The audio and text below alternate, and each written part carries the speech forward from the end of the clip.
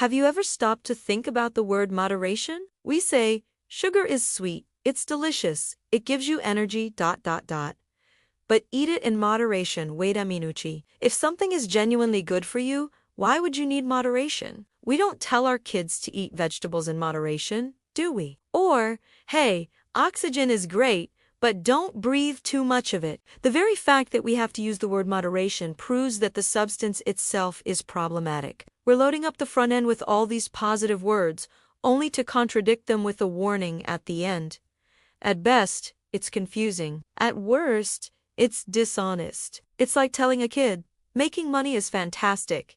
Getting rich is wonderful. Money is amazing, but you shouldn't try to make too much money.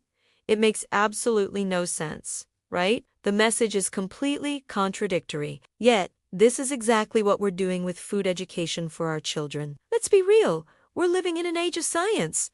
Our kids are learning about AI and quantum physics, so why are we still using fairy tales to teach them about nutrition? You know this stuff.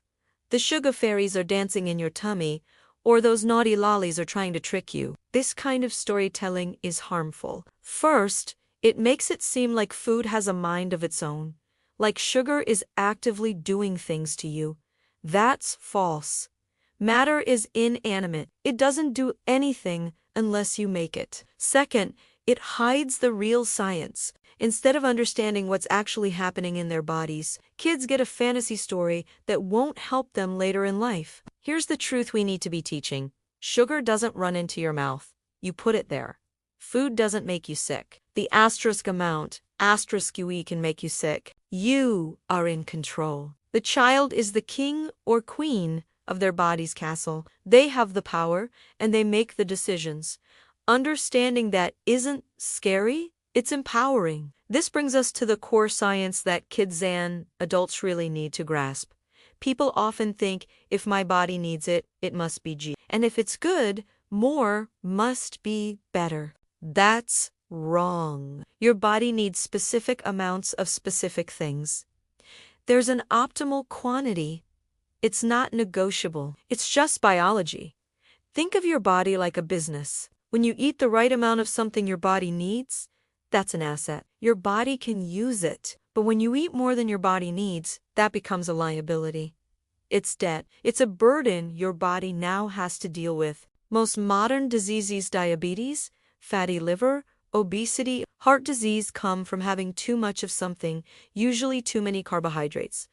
Let's make this concrete. When you eat excess carbs, they convert to glucose in your blood. Your body then stores that excess glucose in your liver as fat. Over time, that fat accumulates, and you can develop fatty liver disease. This can progress to liver scarring or cirrhosis, and in some cases, even lead to liver cancer. That's the real journey from just a little extra sugar to serious disease. The excess isn't just sitting there harmlessly, it's actively creating problems. And here is something most people never think about.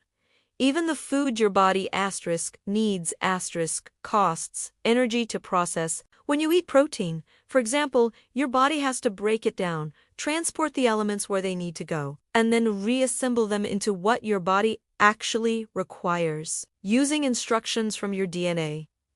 Every single one of those steps uses a significant amount of energy. So, even substances your body needs are, in a way, costly. This is why eating less often makes people feel more energetic. Their body isn't spending all its resources on digestion and conversion. Matter isn't inherently good, because even necessary matter costs you energy to process. The key is to understand the cost, the quantity, and the control you have over it all. Thanks so much for watching. If this gave you a new perspective, please hit that like button and subscribe for more content that challenges the way we think about health. See you in the next video.